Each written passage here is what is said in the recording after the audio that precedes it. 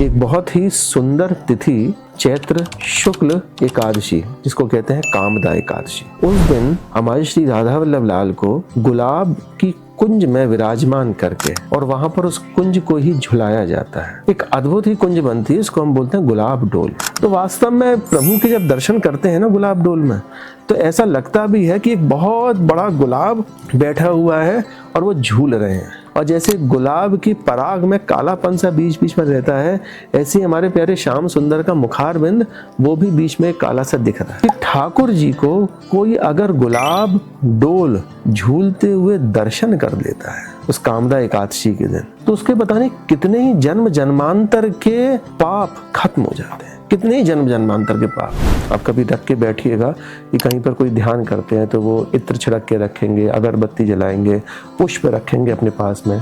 तो ये कुछ ऐसे कैटलिस्ट हैं जो कि आपको ध्यान लगाने में मदद करेंगे। ध्यान लगाने में मदद का मतलब है कि आपके मन को शांत करेंगे, सीधी सी बात। तो इसीलिए ये गुलाब इस ऋतु में आवश्यक है। तो ये एक साधक का लक्षण है। हमारे ऊपर किसी दूसरे का रंग ना चढ़े, हमारा रंग हमारे ऊपर है, हमारी खुशबू हमारे पास में है। हमारे तन मन में अगर हमारे प्रियालाल बसे हुए हैं और हम किसी भी दूसरी परिस्थिति में चले जाते हैं, तो मेरे प्रियालाल जो है वो मेरे मन में है। ये गुलाब की खासियत है। आयुर्वेद की दृष्टि में अगर हम देखें तो भैया जैसे गुलाब का अर्क है, गुलाब का जल है, वो आपकी आंखों के लिए फायदा होता है, त्वचा के लिए देखभाल करने में अच्छा होता है, आंतरिक शुद्धि करता है, हर तरह से अच्छा है। प्रियालाल आपस में बैठे हुए हैं और श्री जी की लाल जी वेणी जी जो है वो गूंथते हैं। अब आप ये सोचो कि जो संसार को बनाते हैं, जो संसार जिन्होंने इतना सुंदर बनाया है, जो खुद इतने सुंदर हैं, जब वो प्रिया जी की वेणी को गूंथने में बैठेंगे तो वो कितनी सुंदर गूंथेंगे। प्रिया जी के नेत्र अति सुंदर, प्रिया जी की भ्रकुटी अति सुंदर, प्रिया जी के कर्ण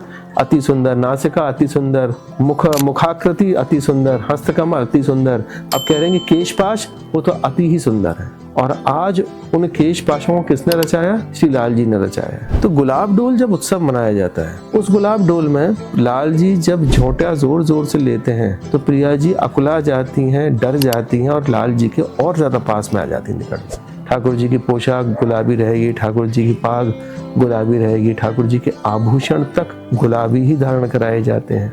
निकुंज में तो कुछ ऐसा भी वर्णन किया है रसिकों ने कि कुछ हीरे ऐसे होते हैं जो कि गुलाबी रंग के होते हैं, जिनमें से गुलाबी रोशनी निकलती है। तो आप उस दृश्य को थोड़ा सा सोचें कि प्रिया जी गौर वर्ण की हैं, लाल जी हमारे श्याम रंग के हैं और उन श्याम कपोलों पर गुलाबी आभा कैसी लग रही है। वो गुलाब भी आप मानो कि सखियों के भांति हैं।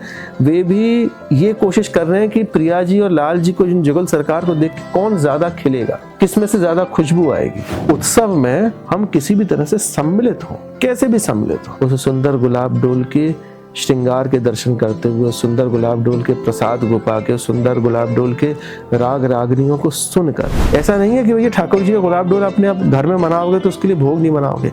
भोग बनाओगे ना तो वो भी आपको एक भजन करने का समय मिल गया। ये निकुंज की एक बात है कि नाम लेते लेते तो आप निकुंज में प्रवेश हो ही जाओगे। अब नाम लेने के बाद में क्या करना है? वहां पर सिर्फ नाम ही लेना है। गुलाब डोल एक ऐसा उत्सव जो हमको प्रकृति के समीप लेके आता है।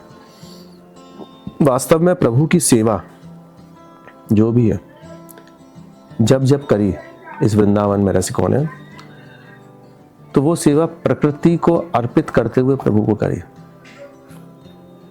कभी प्रभु को फूल अर्पित कर रहे हैं, कभी फूल की बनी हुई पोशाक, कभी फूल के बने हुए आभूषण, कभी फूल की बनी हुई कुंज, फूलों के रस का शरबत, फूलों के अर्क का इत्र।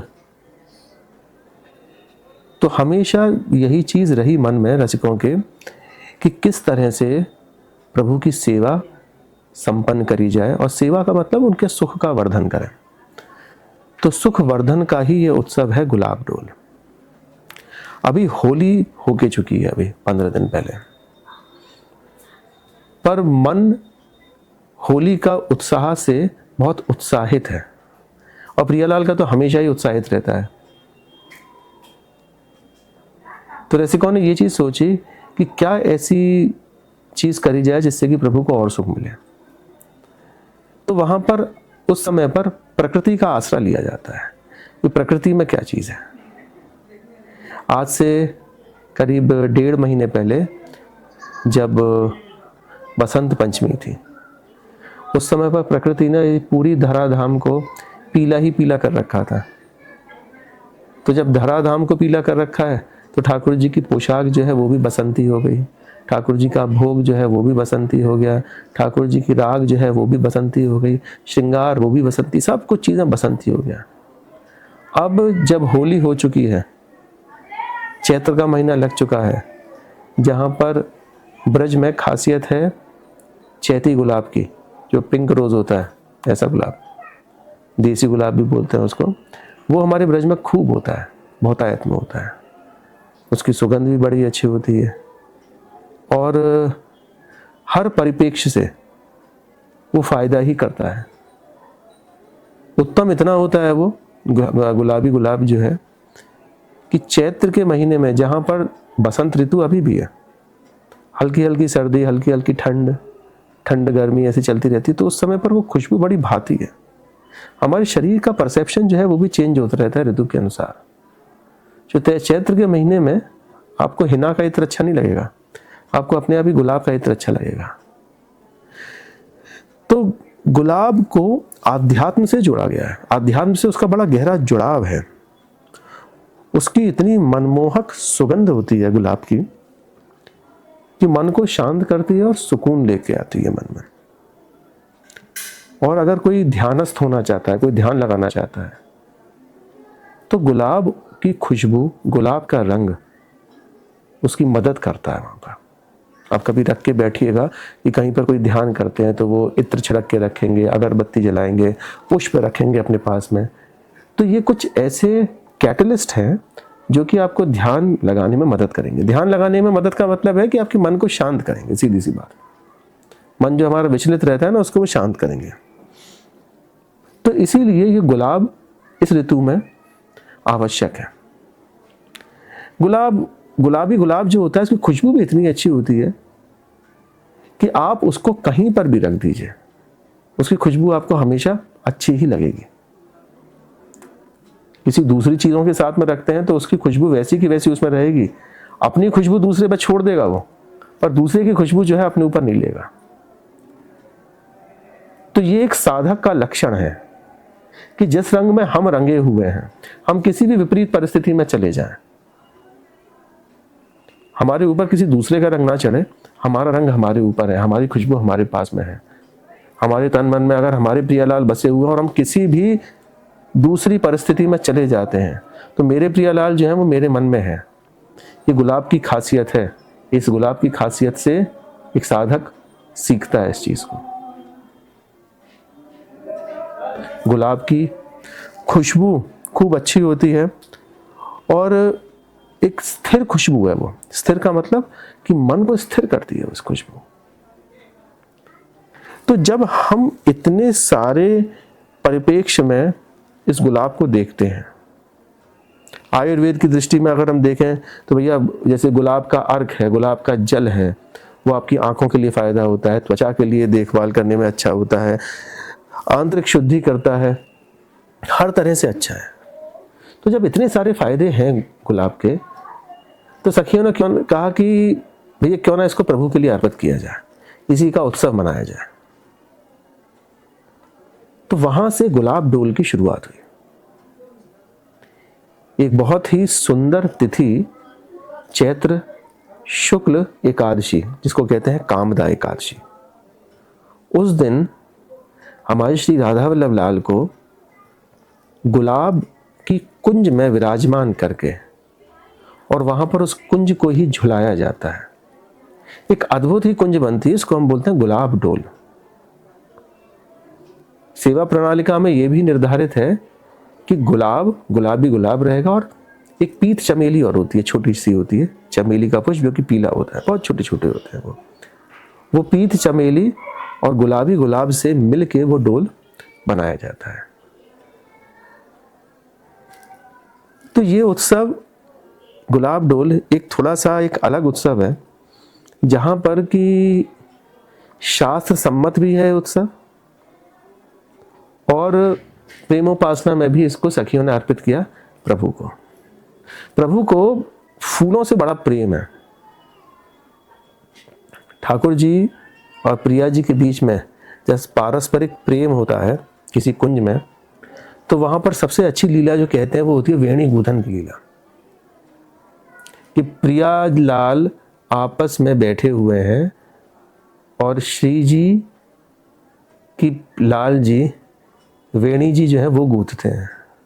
अब आप ये सोचो कि जो संसार को बनाते हैं, जो संसार जिन्होंने इतना सुंदर बनाया है, जो खुद इतने सुंदर हैं, जब वो प्रिया जी की वेणी को गूंथने में बैठेंगे तो वो कितनी सुंदर गूंथेंगे। तो बड़ा सुंदर हरवंश महाप्रभु ने भी वर्णन किया है कई जगह पर। एक श्री सुधा निधि जी के श्लोक में कह रहे हैं, मध्य मध्य कुसुम खचितम रत्न दामना निबद्धम मल्लिर मालय घन परिमलय भूषितम लंब माने पश्चात राजन मणिवर कृतो दार माणिक्य गुच्छम धम्मिल लमते हरि कर घृतम कर ही पश्यामि राधे। कि लाल जी अपने उंगलियों से प्रिया जी के नीले गाढ़े नीले रंग के घुंघराले बालों को संवार रहे हैं, और संवारने के बाद में लाल जी उनका गुंथन कर रहे हैं। कैसे गूंथ रहे हैं उसको?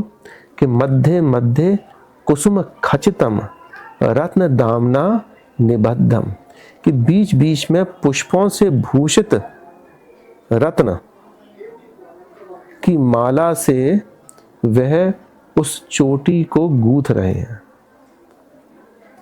पश्चात राजन मणिवर्कृतो दार माणिक्य गुच्छम, कि उस चोटी में सुंदर मोती, लाल मणि, नीलमणि और मोतियों के गुच्छे वो भी लगा रहे हैं।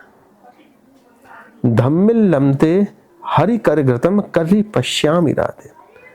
अब जब चोटी गुथ गई है, उसके बाद में सुंदर बेला के पुष्पों की माला से उसको वो बांध रहे हैं। ऐसे सखी कह रही है कि ऐसे केश पाश के दर्शन मैं क्या कभी कर पाऊंगी, जो कि लाल जी द्वारा सेवित केश पाश है। प्रिया जी की हर चीज को सजीव माना है। सजीव का मतलब आप ये समझिए कि वो उसकी सुंदरता की पराकाष्ठा ही नहीं है। प्रिया जी के नेत्र अति सुंदर, प्रिया जी की भ्रकुटी अति सुंदर, प्रिया जी के कर्ण अति सुंदर, नासिका अति सुंदर, मुखाकृति अति सुंदर, हस्तकमल अति सुंदर। अब कह रहे हैं कि केशपाश वो तो अति ही सुंदर है। और आज उन केशपाशों को किसने रचाया? श्री लाल जी ने रचाया है। श्री लाल जी ने आज उनकी वेणी को गूंथा है। श्री जी कभी आप वेणी जी आप देखिए, जब फूल श्रृंगार जब बनता है तो कैसे फूलों की गुथी हुई होती है वेणी। ऐसा लगता है कि गूथी है, बीच बीच में पुष्प लगाए और फिर उसको चारों तरफ से जो है वो बांध दी गई है। ऐसी सुंदर जो है हमारे प्रिया जी की वेणी होती है। तो फूल तो उनका अति प्रिय है, अति प्रिय। तो गुलाब डोल जब उत्सव मनाया जाता है, उस गुलाब डोल में ठाकुर जी जब डोल झूल रहे हैं। अब पहले डोल झूलने का मतलब समझो आप। ये जो डोलन जो है ना, प्रियालाल को बड़ी ज़्यादा रुचिकारी है। इसकी कई सारी पहलू हैं, उसको समझना आप। कि पहले तो उसकी बैठक, कि यह इतनी ज़्यादा सुंदर है बैठक ठाकुर जी की, कि दोनों का सामीप्य सबसे ज़्यादा होता है डोल में झूले में, इनमें सबसे ज़्यादा पास में रहते हैं जो। तो जब हरवंश महाप्रभु द्वारा रचित पद गाया जाता है, जब भी ठाकुर जी झूला झूलते हैं कि झूलत दो नवल किशोर, उस पद में भी इस चीज़ का वर्णन आता है कि प्रिया जी और लाल जी एक साथ में विराजमान हैं। और लाल जी जब झोंटा जोर जोर से लेते हैं तो प्रिया जी अकुला जाती हैं, डर जाती हैं और लाल जी के और ज़्यादा पास में आ जाती हैं, निकट में। तो ये लीला लाल जी को इतनी ज़्यादा सुंदर लगती है, इस कारण से वो बार बार जो है झूला झूलेंगे। होली के बाद में झूला झूलेंगे, गुलाब डोल में झूला झूल रहे हैं, और उधर सावन में तो हरियाली तीज से लेके पूर्णमासी तक झूला झूलेंगे। तो गुलाब डोल में जब ठाकुर जी झूलते हैं तो पूरा का पूरा डोल जो है वो ठाकुर जी का गुलाब का बना होता है, पीत चमेली का बना रहेगा। एक कमरा नुमा झूला जिसमें कि प्रियालाल आपस में झूल रहे हैं, वहाँ पर सखियाँ उनको झुला रही हैं। ठाकुर जी का भोग राग श्रृंगार सब कुछ चीज़ें जो है वो गुलाब से ही जुड़ा हुआ होता है। ठाकुर जी की पोशाक गुलाबी रहेगी, ठाकुर जी की पाग गुलाबी रहेगी, ठाकुर जी के आभूषण तक गुलाबी ही धारण कराए जाते हैं। इसके साथ में निकुंज में तो कुछ ऐसा भी वर्णन किया है रसिकों ने कि कुछ हीरे ऐसे होते हैं जो कि गुलाबी रंग के होते हैं, जिनमें से गुलाबी रोशनी निकलती है, गुलाबी रोशनी निकलती है, गुलाबी रंग के होते हैं, हल्की सी झिलमिलाहट उनमें गुलाबी रहती है। तो ठाकुर जी के लिए सखियां उस दिन उन्हीं हीरों के आभूषण उनको धारण कराती हैं। कभी के बाद ये भी कह दिया जाता है कि प्रिया जी और लाल जी जब एक साथ गुलाब डोल में झूल रहे हैं तो परस्पर एक दूसरे का मुख कमल आज कमल के भांति नहीं, आज गुलाब की भांति लग रहा है। जब गुलाब कुंज में बैठे हैं तो उनकी गुलाब की आभा से, गुलाब मुखाकृति की आभा से वे जो श्रृंगार उनने धारण कर रखा है, नाना तरह के रत्नों की श्रृंगार धारण कर रखा है, और उन श्रृंगार के ऊपर जो है आज आभा कैसी निकल रही है, वो गुलाबी निकल रही है उन सब में से। सफेद मोती है तो उसमें से प्रकाश कैसा निकल रहा है, गुलाबी। सफेद हीरा है तो उसमें से प्रकाश कैसा निकल रहा है, गुलाबी। प्रिया जी और लाल जी की आभा इतनी ज्यादा है गुलाबी रंग की। कभी आप देखना कुछ खाए पिए व्यक्ति जो होते हैं ना, बड़े अति सुंदर जो होते हैं, अब देखो ये तो प्रचलन में भी है कि कोई मेकअप करता है तो अपने गाल को जो है वो नकली रंग से भी गुलाबी करेगा ही करेगा। तो गुलाबी का मतलब क्या हुआ, बड़े सुंदर गाल है, कपोल है। तो आप उस दृश्य को थोड़ा सा सोचें कि प्रिया जी हमारी चंपक वर्ण गौर वर्ण की हैं, लाल जी हमारे सुंदर श्याम सुंदर हैं, श्याम रंग के हैं, और उन श्याम कपोलों पर गुलाबी आभा कैसी लग रही है। प्रिया जी का जो मुख कमल है, जो सुंदर पीत चमेली की तरह से जो है सुंदर है, उस तरह का पीत रंग की उज्ज्वलता लिए हुए है, और उसके ऊपर गुलाबी रंग की आभा कैसी लग रही होगी। तो वास्तव में प्रभु के जब दर्शन करते हैं ना गुलाब डोल में, तो ऐसा लगता भी है कि एक बहुत बड़ा गुलाब बैठा हुआ है और वो झूल रहे हैं। और जैसे गुलाब की पराग में कालापन सा बीच बीच में रहता है, ऐसे हमारे प्यारे श्याम सुंदर का मुखारबिंद वो भी बीच में एक काला सा दिख रहा है। एक बहुत बड़ा गुलाब एक गुलाब डोल में झूल रहे हैं।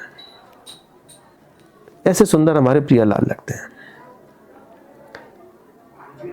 गुलाब डोल के लिए ये तक लिखा हुआ है, कई पुराणों में लिखा हुआ है इस चीज को, शास्त्र सम्मत बात बता रहे हैं हम आपको, कि ठाकुर जी को कोई अगर गुलाब डोल झूलते हुए दर्शन कर लेता है उस कामदा एकादशी के दिन, तो उसके पता नहीं कितने ही जन्म जन्मांतर के पाप खत्म हो जाते हैं। कितने ही जन्म जन्मांतर के पापों के पुंज का बिल्कुल खत्म कर देता है गुलाब डोल के ठाकुर जी की दर्शन।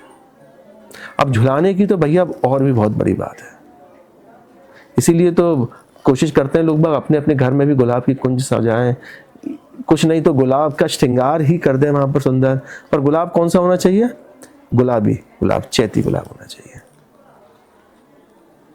तो इसी तरह से ठाकुर जी का भोग जो होगा उसमें भी गुलाब जल का इस्तेमाल होता है। मंदिर में हमारे यहाँ पर बाहर का गुलाब जल नहीं इस्तेमाल होता है, क्योंकि जल है ना, तो जल बाहर से आएगा तो वो सप्रस का जल होगा।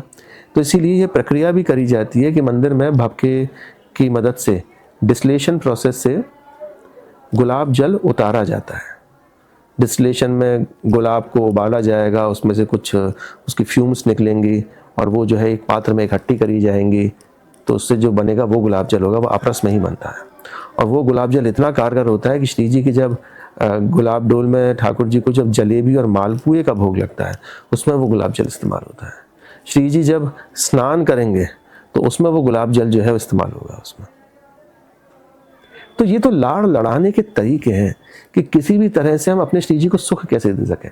मौसम इस तरह का चल रहा है ना, गर्मी आएंगी तो बेला का जल है, केवड़े का जल है, वो उतरता है, उसको भोग में इस्तेमाल किया जाएगा, उसको खीर इत्यादि में इस्तेमाल किया जाएगा, उससे श्री जी के स्नान कराए जाएंगे। ऐसे ही श्रृंगार में भी ठाकुर जी गुलाबी पोशाक धारण करते हैं, सब कुछ चीजें गुलाबी हैं। अब राग रागनी की जब बात करते हैं तो संध्या आरती के समय के बाद में महाप्रभु द्वारा रचित झूलत दो नवल किशोर यह पद गाया जाएगा। इसके पश्चात गोस्वामी श्रीहित रूपलाल जी महाराज द्वारा रचित पद फूलन कुंज गुलाब की यह गाया जाता है। फूलन कुंज गुलाब की बड़ा ही सुंदर पद है, इसके ऊपर थोड़ा सा विवेचन करते हैं, बात करते हैं। यहाँ पर गोस्वामी श्रीहित रूपलाल जी कह रहे हैं, फूलन कुंज गुलाब की बनक बनी अति सो है, कि सखियों ने आज प्रियालाल को आमंत्रित किया किसमें, कि गुलाब की कुंज बनाई हुई है, कि हे प्रभु आज युगल सरकार आप इस कुंज में आके विराजमान हो। तो गुलाब की कुंज को देखते ही प्रिया जी जो है बड़ी उतावली हो गई कि आज सखियों ने ये निर्माण किया है, निश्चित है कि लाल जी की आज्ञा हुई होगी, या फिर लाल जी ही ऐसे हमारे कौतुकी हैं, लाल जी ही हमारे ऐसे उत्सव रचाते हैं। तो उन्होंने यह सुंदर, यह साल वर्ष भर में एक बार होने वाली गुलाब की कुंज उन्होंने बनाई। तो प्रिया जी भी खूब उत्सुक हैं, लाल जी भी खूब उत्सुक हैं प्रिया जी के साथ में झूलने के लिए, सखियां भी खूब उत्सुक हैं उन प्रिया लाल के दर्शन के लिए। तो वो पीत चमेली और गुलाब भी गुलाब की कुंज में प्रिया जी और लाल जी को सखियां अपने अंक में विराजमान करके वहां पर लेके आती हैं, उनको विराजमान करती हैं। अब वो इतनी सुंदर कुंज जिसको कि देखते सब लोग आश्चर्यचकित हो रहे हैं कि इतनी सुंदर कुंज, इतनी सुंदर कुंज। वो गुलाब भी आप मानो कि सखियों के भांति हैं, वे भी ये कोशिश कर रहे हैं कि प्रिया जी और लाल जी को, जुगल सरकार को देख के कौन ज्यादा खिलेगा, किसमें से ज्यादा खुशबू आएगी। तो प्रियालाल उस कुंज में विराजमान होते हैं। अब आश्चर्यचकित तो है ही हैं सभी लोग, और उसमें एक आश्चर्य और कि लाल जी ने कौतुक रचा उस गुलाब कुंज में, कि वो गुलाब कुंज जैसे ही प्रियालाल उसमें विराजमान हुए, उस गुलाब कुंज में झूले का भी सुख है। वो गुलाब कुंज झूल भी रही है। कुंज का सुख तो है ही है कि भाई कुंज में विराजमान है, पर वो कुंज कैसी है कि वो कुंज झूल भी रही है। तो इसीलिए कह रहे हैं कि फूलन कुंज गुलाब की बनक बनी अति सो है, कि इतनी आश्चर्यचकित वाली बनी है वो, इतनी सुंदर बनी है, कुंज खुद झूल रही है अपने आप में। झूले का भी सुख है और ठाकुर जी के बंगले का जो कुंज जो होती है उसका भी सुख है। फूलन सो बैठी प्रिया लाल तहां छवि जो है, प्रियालाल वहां पर विराजमान हो गए हैं। प्रिया जी उन सहस्राति सहस्त्र जो गुलाब की कुंज है उनमें विराजमान होके एक सुंदर, खुद भी फूल की भांति ही लग रही हैं। लाल तहां छवि जो है, और हमारे लाल जी उस छवि को देखते देखते थक नहीं रहे हैं कि इतने सारे गुलाब, और उन गुलाब में उनकी गुलाबी श्री प्रिया जी भी वहां पर विराजमान है। और उनकी छवि को देखते देखते कि भैया आज नेत्र कमल जो है वो गुलाब की कुंज में विराजमान है, वो वदनार विंद जो है उनका वो भी आज गुलाब की कुंज में विराजमान है। तो कमल का रंग कैसा होता है, अगर ध्यान से देखेंगे तो कमल का रंग, जो असली कमल जो होता है उसका रंग कैसा होगा, गुलाबी ही गुलाब जैसा होता है, चैती गुलाब जैसा। तो वो मुख कमल, वो उनके नैन कमल, वो उनके वदनार विंद आज वो उस सुंदर गुलाब की कुंज में विराजमान है। फूल चमेली पीत के भूषण भूषित अंगा, कि प्रियालाल ने बड़ी सुंदर सुंदर महीन पीले रंग की पीत चमेली के आज भूषण भी धारण कर रखे हैं। शीश चंद्र का झुक रही पुष्प मालती संगा, कि प्रिया जी की चंद्र का ऐसी झुक रही है जैसे कि मालती के गुच्छे सुंदर मालती की लताओं में से झुके रहते हैं। कभी आप मालती की लता को देखना, मालती की लता में से जो फूल के गुच्छे होते हैं, समूह में फूल होंगे, अलग अलग नहीं होंगे, मालती की लता में समूह में होंगे, तो समूह के फूल झुके हुए होते हैं इस तरह से। ऐसे ही प्रिया जी की चंद्रिका लाल जी की तरफ झुकी हुई है। ये झुकन क्या बताती है? ये झुकन बताती है उन दोनों के बीच का प्रेम। एकादशी का दिन है, उस दिन लाल जी भी हमारे मुकुट धारण करते हैं।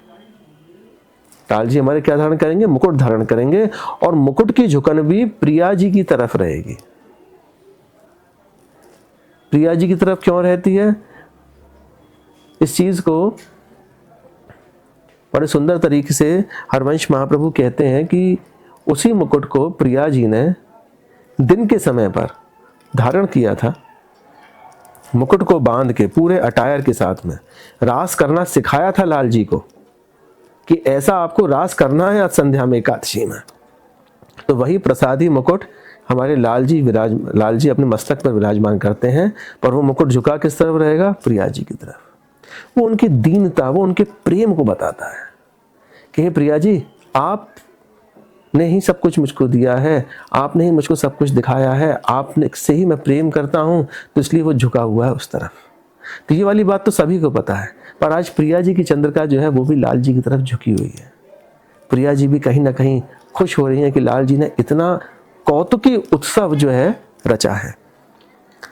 वसन अर्गजा रंग रंगे तन सुख प्रभा प्रकाशी।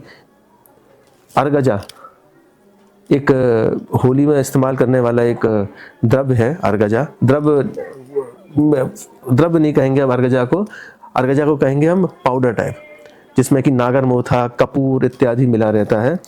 तो उन वसन में आज भी होली के पश्चात, होली के इतने दिन बाद भी अर्गजा की खुशबू आ रही है।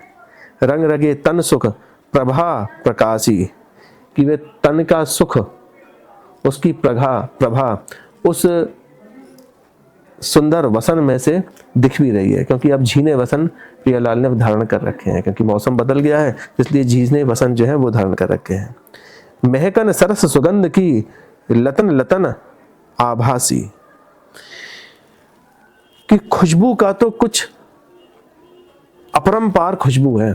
जब हमारे राधा वल्लभ लाल जी जब झूला में जब बैठे ना, इसमें गुलाब डोल में, तो आस पास के जो ठाकुर जी के मंदिर के द्वार हैं, उन द्वारों में से ऐसी गुलाब की सुगंध आती है कि पता नहीं कैसी अजीब, ऐसी मनमोहिनी सुगंध।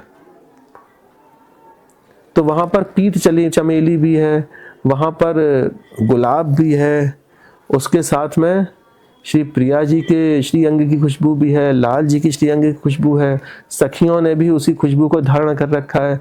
वो सब ऐसी खुशबू है, इसके लिए कह ले रहे हैं यहाँ पर रूपलाल जी महाराज, महकन सरस सुगंध की लतन लतन आभासी। पान भरे मुख चंद्रमा मृदु मृदु हसन सुहाई। जब प्रियालाल एक दूसरे के साथ में विराजमान है और एक दूसरे के नेत्र से नेत्र मिले हुए हैं और सखियां उनको झुला रही हैं, तो वहां पर वो परस्पर कहीं ना कहीं किसी बात पे हंसे। तो हंसने पर आज उनकी दंतावली ऐसी दिख रही है कि जैसे चंद्रमा के ऊपर किसी ने गुलाल डाल दिया हो। क्यों? कि मोती से तो उनके दांत, और उसमें जो है पान की लालिमा लगी हुई है। पान भरे मुख चंद्रमा मृदु मधु हसन सुहाई, किरण प्रकाशी विपिन में अली उडगन मन भाई। किरण प्रकाशी विपिन में अली उडगन मन भाई, कि वे मुख चंद्रमा से, वे मुख चंद्रमा की आभा से इस वृंदा विपिन में आज अलौकिक प्रकाश फैला हुआ है। उस अलौकिक प्रकाश को कौन देख रहा है? अली उडगन मन भाई। शब्द थोड़ा सा समझना यहाँ पर, अली उडगन किसको कह रहे हैं? उडगन कहा जाता है समूह को, जो तारों का समूह होता है उसको कहते हैं हम उडगन। अली उडगन जब शब्द लगा देंगे तो अली कहते हैं सखियों को। तो सखियों का समूह कैसा लग रहा है? जैसे कि तारों का समूह है। तो उस सखियों के समूह को क्या भा रहा है? प्रियालाल के मुख चंद्रमा की वो प्रकाश, जिससे कि आज वृंदा विपिन पूरा का पूरा अलौकिक चमक रहा है। राग जमाए राई सो, साज समाजन लिए, सब सखी मन अनुसारनी, रिजवत तन मन दिए। ठाकुर जी प्रिया जी जब गुलाब डोल झूल रहे हैं तो अब सखियों ने सुंदर सुंदर राग रागनियां वे गाना शुरू करा, साज के साथ में। साज समाजन, साज समाजन का अर्थ क्या रहा? जितने भी साज होते हैं, मृदंग है, वीणा है, सुंदर झांझ है, ताल, ये क्या है? ये साज कहे गए हैं। इन साज के साथ में समाज बैठा। किसका? सखियों का समाज बैठा। कि अब कोई ना कोई लीला भी तो गा के सुनानी पड़ेगी। प्रियालाल झूल रहे हैं तो उनकी तारीफ भी तो करनी पड़ेगी। तो राग रागनियों से प्रार्थना करिए, वह राग रागनी मूर्तिमान वहाँ पर उस कुंज में पधारी हैं, और पधारने के बाद में उन साज के साथ में प्रियालाल को सुंदर राग रागनियाँ सुनाई। सब सखी मन अनुसारनी, रिजवत तन मन दिए। उन राग रागनियों को सुनकर सारी सखियों के क्या क्या रीझ गए? तन और मन सब रीझ गए उनको देखते ही। मानो पुष्पांजलि करी बारने, निर्तत गुणन प्रवीणा। पुष्पांजलि, पुष्पांजलि, जब हाथों में अंजलि में, पुष्पांजलि का एक शब्द लिखा है यहाँ पर, पुष्पांजलि। तो अंजलि में जब पुष्प भरे तो वो पुष्पांजलि हो गया, पुष्पांजलि हो गया। तो सारी सखियों ने, अभी गुलाब की कुंज में बैठे हैं, गुलाब से लग रहे हैं, तो सखियों ने अब क्या किया कि आज ठाकुर जी की आरती जो है वो किससे बार रहे हैं? हाथों में गुलाब को भर के, उन पुष्पों को भर के, उसी से प्रभु की जो है वो आरती भी कर रहे हैं। करिवार ने निर्तत गुणन प्रवीणा, कि वे नृत्य कर रहे हैं, उनके ऊपर वह पुष्पांजलि पधराई। जय श्री रूप लाल हित सहचरी, निकट सुनावत बीना। कि रूपलाल जी महाराज कह रहे हैं कि भैया सहचरी स्वरूप में वे वहां पर विराजमान हैं, जो उनको वीणा सुना रहे हैं प्रियालाल को। तो यह गुलाब डोल का उत्सव एक मन में स्थिरता लेके आता है। जैसे होली में मन अगर स्थिर है भी तो उसको हमारे लाल जी गुलंग डाल डाल के, गुलाल डाल के चंचल कर ही देंगे कि तेरा मन स्थिर कैसे है, तो समाधि में कैसे है, चल होली खेल हमारे साथ में। अब उसी मन के साथ में साधक अपने मन को स्थिर भी कर लेता है, तब भी स्थिर कर लेता है प्रिया जी की कृपा से। पर वास्तव में गुलाब डोल जो है वो स्थिरता का उत्सव है। जब ऐसे में मन आपका चंचल हो रहा है और ऐसे उत्सव में जब हम सम्मिलित होते हैं, तो वहां पर प्रिया जी और लाल जी के इस उत्सव में सम्मिलित होने पर हमारे मन रूपी भंवरे को स्थिरता मिलेगी। कैसे? उस सुंदर गुलाब डोल के दर्शन करते हुए, उस सुंदर गुलाब डोल के श्रृंगार के दर्शन करते हुए, सुंदर गुलाब डोल के प्रसाद को पाके, सुंदर गुलाब डोल के राग रागनियों को सुनकर। जब ऐसे उत्सवों में हम लोग सम्मिलित होते हैं तो अपने आप ही यह निकुंज की एक बात है कि नाम लेते लेते तो आप निकुंज में प्रवेश हो ही जाओगे। अब नाम लेने के बाद में क्या करना है? वहां पर सिर्फ नाम ही लेना है? नहीं। नाम के बाद में अब क्या है? अब रूप है, उनके रूप को निहारना है। रूप के बाद में क्या है? उनकी लीला का चिंतन करना है। कहाँ करना है? धाम में करना है।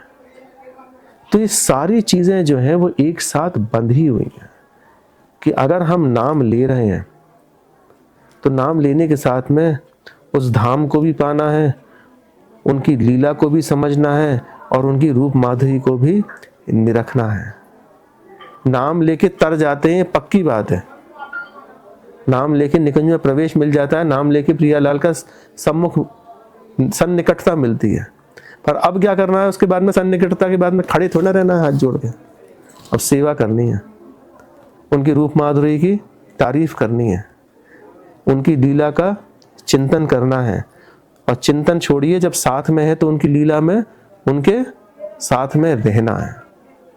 चिंतन तो कर चुके जितना करना था, अब तो उनके साथ में रहना है, उस धरा धाम में जहां पर वो हमारे प्रियलाल अपना रास रचा रहे हैं। तो ये सारे उत्सव इसीलिए हैं कि उनका उत्सव में हम किसी भी तरह से सम्मिलित हों, कैसे भी सम्मिलित हों। ये राग रागनियां इसीलिए हैं, ये पद पदावली इसीलिए है, ये भोग इसीलिए है, ये श्रृंगार इसीलिए है। ऐसा नहीं है कि भैया ठाकुर जी का गुलाब डोल अपने आप घर में मनाओगे तो उसके लिए भोग नहीं बनाओगे। भोग बनाओगे ना तो वो भी आपको एक भजन करने का समय मिल गया। ठाकुर जी का श्रृंगार धारण कराओगे ना तो वो भी आपको एक भजन करने का समय मिल गया। वो पदावली गाओगे ना तो आपको उनकी लीला में डूबने का समय मिल गया। यही चीजें तो हम दिन भर करते हैं अपने घर में। भैया अपने खाने की तैयारी करेंगे, अपने पहनने की तैयारी करेंगे, तो वही चीज जो है प्रभु के लिए करी है यहाँ पर, कि प्रभु के लिए भोग राग बनाओ, प्रभु के लिए सुंदर श्रृंगार की सामग्री बनाओ, प्रभु के लिए जो है आप राग रागनी गाओ।